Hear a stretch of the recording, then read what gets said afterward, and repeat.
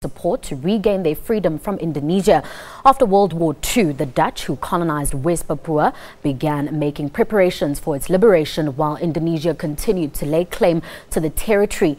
In 1961, Papuans raised their flag, the Morning Star, sang their national anthem and declared their independence. Soon after, Indonesia invaded them. Chief Wenda joins us in studio now to talk more about his visit to our country. Thanks for joining me, Chief. Thank you very much for having me here.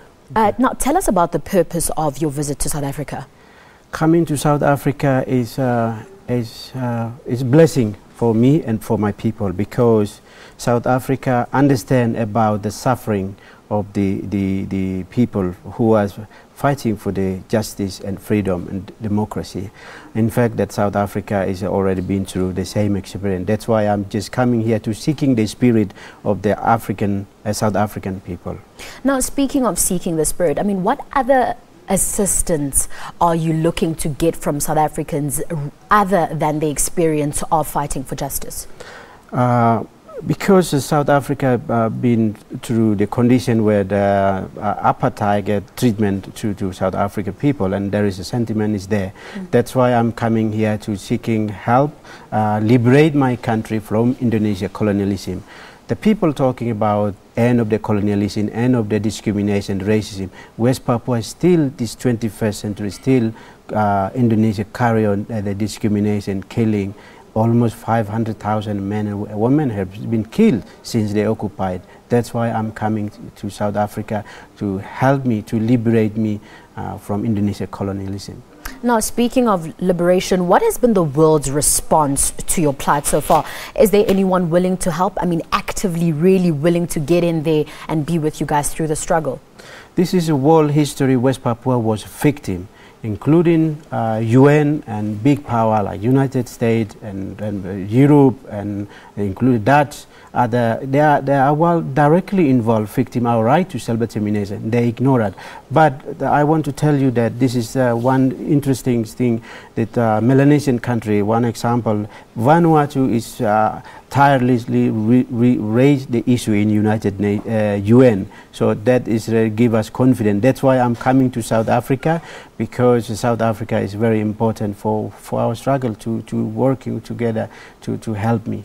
My next question is actually on the UN. Now, observers have hailed the success of the UN administration in East Timor, and they've also compared their plight to yours. And that area, or that country rather, was able to successfully get independence. Do you think that is a reality for your nation? It will happen, because same military oppressed my people in West Papua. 13 years ago, East Timor, Indonesia massacre, Dili massacre call. That is one thing that mess it out, because there's journalists are banned, but there's few journalists that undercover brought the message. So then world opened the eye. Otherwise, East Timor wipe out an entire population. That's why it's same.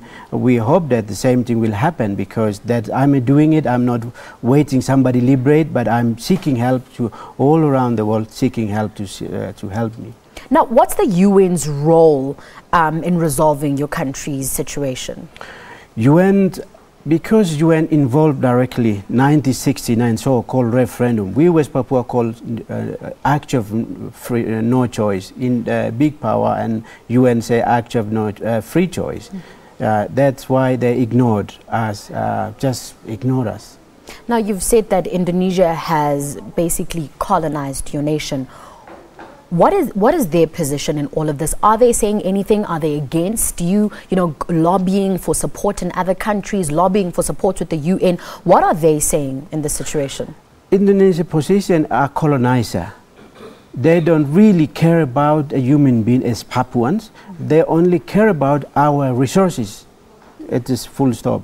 They don't see West Papua as a human being. They treat my people inhumanly. That's why I campaign for free my people. We all human beings. That's why need to treat my people as a human being. But this moment, 53 years, is Indonesia committed genocide, because maybe we are different color, we are human being, but treatment of my people that way. That's why I'm campaigning for liberate my people to free. Now, you've just mentioned the genocide, and in your statements you also mention that Indonesia is killing the indigenous people of West Papua.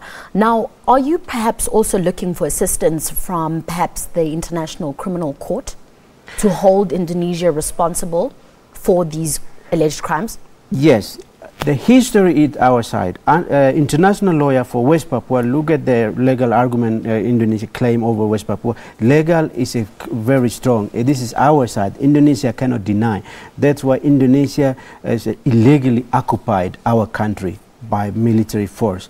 That's why one day I hope many countries find out, they will raise their voice, and we hope that come to that point. I hope. Now, the reality is there's always two sides to the story. Now, the government in Indonesia has labeled you as an illegitimate chief. They've said you're illegal. What is your response to that? That is every colonial attitude imposed there. Whoever, like here, the Nelson Mandela, the great leader called a terrorist, whatever. It is continue call me as that way. I don't really count that, because I'm standing for my people. I'm trying to liberate my people from the Indonesia colony. So that's why that is always, colonial always say that, but that's up to them. But I'm telling the truth, so it's world are finding out. That's why I'm really confident in my lifetime my people will be free. Now, how is life in West Papua? How are the people there feeling? What is a normal day in the country for someone who's never been there and someone who doesn't really know your people's story? What is life like for them? Every day military on the street. Every day 5 kilometers, every day military holding the gun. It's the middle of the war. It's like Middle East, what happening, our brother and sister in Middle East facing. Same situation in West Papua. And this is world history. Indonesia able to ban the journalists. 50 years in world history, 50 years. So that's why my people are like in prison. They cannot go to hunting or fishing freely. There is any military post, there is a mass military post, the checkpoint. So it's every day we are not free. We are discriminated. We are not free. We are the slave. We are prisoner. That's why I don't really see my people are free.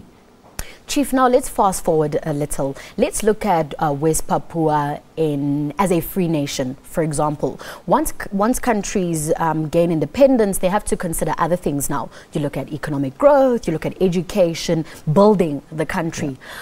Are you ready for that? As a nation, do you think the nation can pick up the pieces and do what is required to grow? I think I'm really confident that when we West Papua independent, we will be good country. And then we will work with our neighbor, like Indonesia. Indonesia will one day we get independent, we will good neighbor. But the Indonesia treatment to my people, that is because 20, 30 years time, my people will wipe out. That's why I'm, how my people must free and economically, bilaterally, we will work together as a human being, as a global humanity. We can work together. But how the Indonesia treat my people as differently, that's why I'm, confident that when we West Papua independent, we will take on. Chief Wenda, thank you very much for joining us on the News at 8. Thank you very much. Okay.